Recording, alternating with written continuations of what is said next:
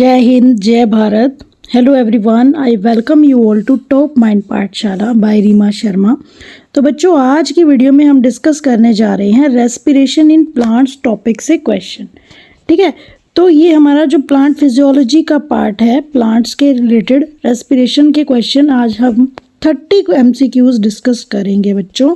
और इन 30 MCQs का जो स्कोर होगा 120 मार्क्स का, इसमें से आपने कितना स्कोर किया है आज की वीडियो में, कितने क्वेश्चन आपके करेक्ट होते हैं, उसके अकॉर्डिंग आप मुझे अपना स्कोर कार्ड कमेंट सेक्शन में ज़रूर देंगे, हमेशा की तरह।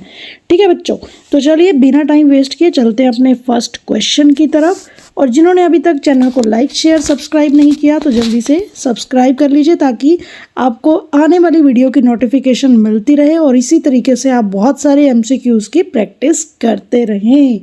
ठीक है, तो बहुत सारी वीडियोस हैं 30 MCQ सीरीज़ की भी और 20 MCQ सीरीज़ की भी, तो सबको आपको नोटिस करना है।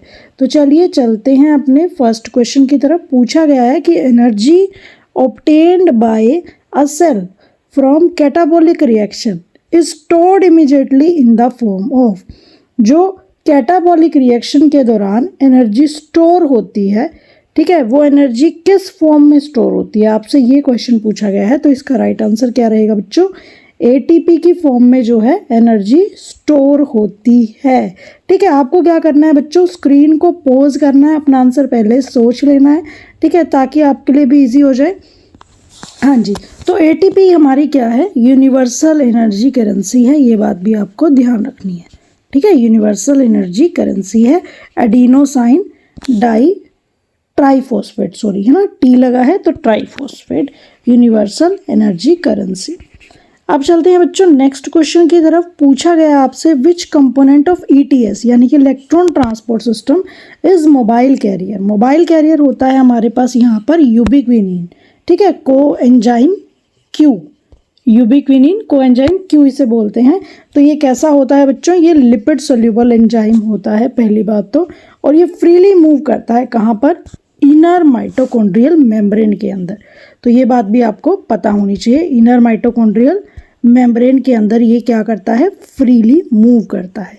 चलिए थर्ड क्वेश्चन में पूछा गया है कि RQ इज लेस देन 1, ठीक है, लेस देन 1 होती है RQ की वैल्यू, तो at the time of respiration of, ठीक है, इनमें से किस में होती है ये वैल्यू कम, तो जो जितने भी फैट्स होते हैं उनकी RQ वैल्यू लेस देन 1 होती है, क्योंकि वहाँ पर ज़्यादा O2 यूज़ होती है as compare to CO2 release के। ठीक है, O2 ज़्यादा यूज़ होती है।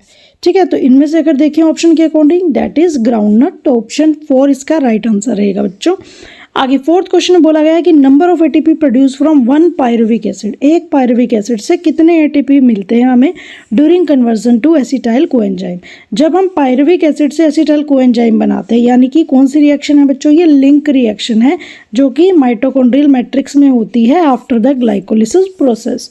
ठीक है, तो यहाँ पर आपको 3 ATP की रिक्वायरमेंट होती है बच्चों। जो एक NADPH होता है वो बनता है यहाँ पे, और एक NADPH जो होगा उसके लिए हमें कितने मॉलिक्यूल रिक्वायरमेंट होंगे, एक NADH के लिए 3 ATP मॉलिक्यूल रिक्वायर्ड होंगे। ठीक है, तो चलते हैं नेक्स्ट क्वेश्चन की तरफ। पूछा गया है example of competitive inhibition of an enzyme is the inhibition of. हाँ जी, ये बहुत ही पॉपुलर एग्जाम्पल है बच्चों, और ये एग्जाम में बहुत बार पूछा गया क्वेश्चन है। जो मेलोनेट होता है वो सक्सिनेट की तरह रिजेंबल करता है, यानी कि वो एक्टिव साइट के लिए वहाँ पे कम्पीट करता है। ठीक है, तो यहाँ पे इसका राइट आंसर होगा succinic dehydrogenase by malonic acid. ये कॉम्पिटिटिव इनिबिशन का यहाँ पे काम करता है एंजाइम के अंदर। चलते हैं नेक्स्ट क्वेश्चन की तरफ। पूछा गया है कि पायरुविक एसिड का कन्वर्जन इनटू इथाइल अल्कोहल, इसको कौन मेडिएट करता है, कौन सा प्रॉपर वो एंजाइम है जो इस रिएक्शन को मेडिएट करता है, that is D carboxylase and dehydrogenase बच्चों। ठीक है, जो पायरुवेट होता है वो डी कार्बोक्सिलेज करता है इनटू एसिटाल्डिहाइड में, और जो अल्कोहल डिहाइड्रोजिनेज होता है उससे हमारा क्या बनता है, अल्कोहल। ठीक है, इथेनॉल आप बोल सकते हो।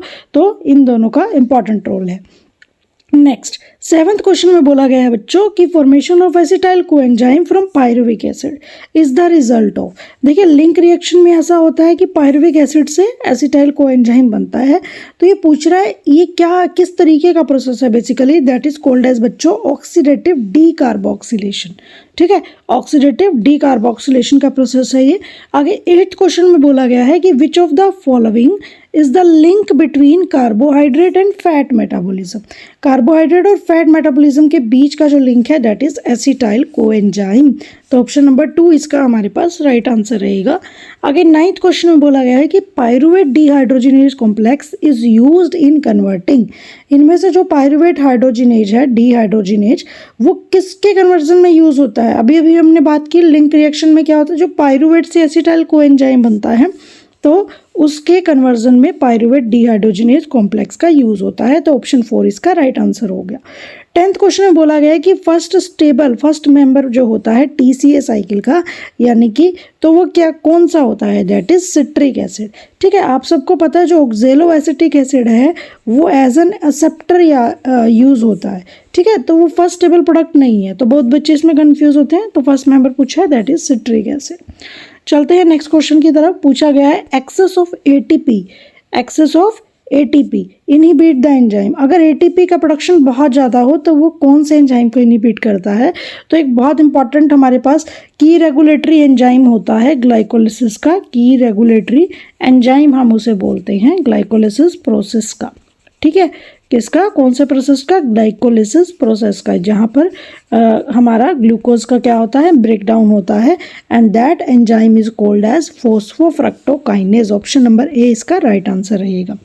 आगे 12 क्वेश्चन में जो एंड प्रोडक्ट है ग्लाइकोलिसिस का that is pyruvic acid last में, क्योंकि ग्लाइकोलिसिस हमें पता है 10 स्टेप रिएक्शन है जिसके अंदर ग्लूकोज है हमारा पायरुविक एसिड में कन्वर्ट होता है। ठीक है, तो 10th नंबर पे हमारा पायरुविक एसिड बनता है। आगे नेक्स्ट क्वेश्चन में बच्चों बोला गया है 13 में in electron transport chain during terminal oxidation जो साइटोक्रोम है which donates the electron to oxygen is, वो क्या है, कौन सा है इसमें से electron transport chain during terminal oxidation जो साइटोक्रोम है जो इलेक्ट्रॉन डोनेट करता है to oxygen that is cytochrome A3। ठीक है, तो इसका 3 ऑप्शन यहाँ पर राइट रहेगा। आगे 14 क्वेश्चन में बोला गया है रेस्पिरेशन इन प्लांट्स कब होता है। रेस्पिरेशन डे और नाइट दोनों में होता है। तो सिंपल सा सवाल है ये, तो इसका राइट आंसर क्या जाएगा, ऑप्शन नंबर 3। चलते हैं 15 क्वेश्चन की तरफ। बोला गया है the end product of respiration in plants are. Respiration process के अंदर जो एंड प्रोडक्ट होते हैं that is CO2 H2O and energy, ये तीनों एंड प्रोडक्ट होते हैं हमारे। तो ऑप्शन नंबर ए इसका राइट आंसर रहेगा बच्चों। आगे 16 क्वेश्चन में बोला गया है the incomplete breakdown of sugar in anaerobic respiration. Anaerobic respiration की बात कर रहे हैं जहां पर ऑक्सीजन की क्या होगी, एब्सेंस होगी। ठीक है, तो results in the formation of incomplete breakdown होता है शुगर का। ठीक है, तो ऑब्वियसली इसका राइट आंसर क्या रहेगा, अल्कोहल एंड CO2। ठीक है, राइट आंसर क्या रहेगा, अल्कोहल एंड CO2 जहां पर इनकम्प्लीट ब्रेकडाउन होता है शुगर का इन एनारोबिक रेस्पिरेशन। ठीक है, चल दिए 17 क्वेश्चन में बोला गया है बच्चों common immediate source of energy in cellular activity. Common immediate source हमेशा हमारा क्या रहता है, ATP, जिसे हम एनर्जी करेंसी ऑफ सेल बोलते हैं बच्चों। आगे 18 क्वेश्चन बड़े सिंपल क्वेश्चन है। ठीक है, प्रैक्टिस के लिए क्वेश्चन है तो ऑब्वियस सी बात है थोड़े सिंपल क्वेश्चन हमने पहले रखे हैं। धीरे धीरे आगे हम थोड़ा PYQs की तरफ भी बढ़ेंगे तो धीरे धीरे बहुत सारे क्वेश्चन आपको मिलते जाएंगे। और अगर आपने ये सारे क्वेश्चन लगा लिए ना बच्चों तो आपकी बहुत नॉलेज यहाँ से इंक्रीज होगी और डेफिनेटली एग्जाम आप आराम से क्रैक कर पाओगे जितने भी क्वेश्चन आपको इस चैनल पर मिल रहे हैं। ठीक है, तो इसीलिए बोलती हूँ मैं हमेशा कि नोटिफिकेशन जो है क्लिक कर लो ताकि आपको आने वाली वीडियो का पता चलता जाए कि कौन सी वीडियो अपडेट हुई है चैनल पर। ठीक है, आगे पूछा गया 18 में कि following is required both by the process of respiration and photosynthesis. ऐसी कौन सी चीज़ है जो रेस्पिरेशन और फोटोसिंथेसिस दोनों में यूज होती है, तो डेट इज साइटोक्रोम। देखिए ये ऐसा नहीं है, ज़रूरी नहीं है, ये भी ज़रूरी नहीं, ये भी ज़रूरी नहीं। Cytochrome is the most important pigment. ठीक है, ये दोनों प्रोसेस में यूज होती है। आगे क्वेश्चन नंबर 9 19 में बोला गया है आपको the net gain of ATP molecules by glycolysis in aerobic condition. Aerobic condition यानी कि जहां पर ऑक्सीजन की प्रेजेंस होगी वहां पर net gain of ATP molecule कितना होता है, तो 2 एटीपी मॉलिक्यूल बनते हैं ड्यूरिंग द ग्लाइकोलिसिस प्रोसेस। अगर हमारे पास ग्रॉस एटीपी की बात होती तो आप आंसर लगाते यहाँ पर 4, बट नेट गेन की बात की है तो 2 यहाँ पर आएगा। आगे 20 क्वेश्चन में बोला गया cytochrome are concern with. Cytochrome जो है रिलेटेड होते हैं सेल के रेस्पिरेशन से, तो हम जब रेस्पिरेशन की बात कर रहे हैं वैसे भी तो सिंपल सा सवाल था। आगे 21 में पूछा गया है कि रेस्पिरेशन के अंदर जो पायरुविक एसिड है वो क्या करता है। देखिए वो आगे जाके क्या करता है, उसका ब्रेकडाउन हो जाता है एसिटाइल कोएंजाइम में और CO2 में। तो सीधा सीधा दिया हुआ है क्वेश्चन का आंसर, कहीं और हमें जाने की ज़रूरत नहीं है। बाकी ऑप्शन जो है इसके फैमिलियर नहीं है, तो राइट आंसर क्या रहेगा, ऑप्शन नंबर 3। आगे क्वेश्चन नंबर 22 में बोला गया है most of the energy of carbohydrate is released by oxidation. Most of the energy जो है, जो मैक्सिमम एनर्जी है वो कहाँ से रिलीज होती है, फ्रॉम कार्बोहाइड्रेट। ठीक है, तो कब वो रिलीज होती है, जब पायरुविक एसिड जो है वो किस में कन्वर्ट होता है, CO2 एंड H2O में कन्वर्ट होता है। 1 ऑप्शन इसका राइट होगा। आगे 23 में क्या होता है, respiratory enzymes are localised in. Respiratory enzymes कहाँ पर लोकलाइज्ड है, माइटोकॉन्ड्रिया के अंदर लोकलाइज्ड है, तो ऑप्शन नंबर 3 इसका राइट आंसर रहेगा। आगे 24 क्वेश्चन में बोला गया है number of ATP molecules form during aerobic respiration. ठीक है, in breakdown of 1 glucose molecule via malate aspartate shuttle. ठीक है, जो मैलेट एस्पार्टेट शटल पाथवे है उसमें जो नंबर ऑफ एटीपी मॉलिक्यूल्स होते हैं वो कितने फॉर्म होते हैं, दैट इज 38 मॉलिक्यूल्स बच्चों, जो एटीपी फ्रॉम ग्लूकोज फॉर्म होते हैं। कौन से शटल पाथवे से, मैलेट एस्पार्टेट से, दैट इज 38। नेक्स्ट क्वेश्चन में पूछा गया है 25 में कि organism in which Krebs cycle does not occur in mitochondria. ऐसा कौन सा ऑर्गेनिज्म है जहाँ पर क्रैब साइकिल नहीं होता माइटोकॉन्ड्रिया के अंदर। तो जितने भी बच्चों प्रोकैरियोट्स है ना वो क्या करते हैं, उनके पास तो माइटोकॉन्ड्रिया होता ही नहीं। ठीक है, तो प्रोकैरियोट्स क्या करते हैं, लैक माइटोकॉन्ड्रिया। तो अब इनमें से चूज कर लो कौन सा प्रोकैरियोट है, सीधा सीधा ई कोलोई, तो ई कोलोई इसका राइट आंसर जाएगा अगर हम ओवरऑल बात करें तो। 26 में बोला गया है which causes RQ to vary. ठीक है, तो RQ को वेरी कौन करवाता है, ओब्वियसली ये क्या है, ये बेसिकली एक रेस्पिरेटरी सबस्ट्रेट है। ठीक है, तो रेस्पिरेटरी सबस्ट्रेट, ये तो वैसे ही क्वेश्चन बना दिया, कुछ इसमें ऐसा था नहीं, सिंपल सा सवाल था। हाँ जी, the first preferred respiratory substrate कौन सा है, डेट इज ग्लूकोज। ठीक है, पहला जो रेस्पिरेटरी सबस्ट्रेट माना गया है डेट इज ग्लूकोज बच्चों। आगे नेक्स्ट क्वेश्चन 28 में बोला गया है रेस्पिरेशन अकर्स इन। रेस्पिरेशन कहाँ कहाँ पे होता है, all living cell both in light and dark. Yes, पहला ही ऑप्शन करेक्ट है, आगे जाने की रिक्वायरमेंट नहीं है। ठीक है, सारे लिविंग सेल में होता है, चाहे वो लाइट में हो या डार्क रिएक्शन हो रही हो। आगे 29 में बोला गया value of RQ of starved cell. ठीक है, अब स्टार्व सेल है ऑब्वियसली वहाँ पे फैट भी है, प्रोटीन भी है। ठीक है, तो वहाँ पर बेसिकली क्या होता है, लेस देन 1 होता है। ठीक है, तो लेस देन 1 अगर हम देखें तो ऑप्शन हमारे पास यही है 0.9 यानी कि लेस देन 1, ऑप्शन नंबर 2 इसका राइट आंसर रहेगा। तो 29 क्वेश्चन का आपने स्कोर बना लिया होगा 4 मार्क्स के अकॉर्डिंग। और लास्ट क्वेश्चन है आज की वीडियो का, ये भी देख लीजिए। ठीक है, और इसको भी स्क्रीन को पॉज करके एक बार इसका आंसर सोच लीजिए और जल्दी से कमेंट सेक्शन में मुझे आंसर दे दीजिए। फिर नेक्स्ट वीडियो में हम नेक्स्ट आगे के 30 क्वेश्चन देखेंगे इसी तरीके से, सेम टॉपिक से, रेस्पिरेशन से, और NCERT के सारे पार्ट को हम कवर अप कर लेंगे। ठीक है, तो आपको कोई भी टेंशन लेने की ज़रूरत नहीं है, जितने भी MCQs हैं सबकी धुरंधर होके एकदम से तैयारी करो बस, और इनको एक बार देखो। ठीक है, नहीं होते तो कोई दिक्कत नहीं है, टॉपिक है, टॉपिक को दोबारा जाके देखो। अभी सीक्वेंस में टॉपिक चल रहा है, अब RQ के क्वेश्चन है तो RQ के क्वेश्चन चल रहे हैं यहाँ पे।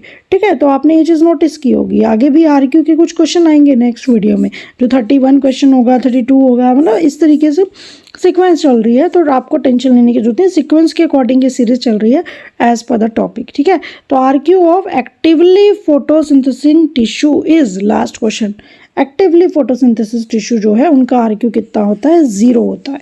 क्यों, क्योंकि वहाँ पर जितना CO2 कंज्यूम होता है ना बच्चों, वो ऑलरेडी इक्वल होता है जितना O2 रिलीज होता है। ठीक है, दोनों आपस में क्या होते हैं, इक्वल होते हैं मेरे प्यारे बच्चों। तो ये थे आज की वीडियो के 30 क्वेश्चन। अगली वीडियो में मिलते हैं, 31 से 60 क्वेश्चंस को हम डील करेंगे। So this is all about this video, and if you like this video, please hit the like button, share and subscribe the channel so as to get the update about my upcoming videos. Okay, तो मिलते हैं बच्चों अपनी next video में। Till then, stay confident and be happy always, and thanks for watching this video.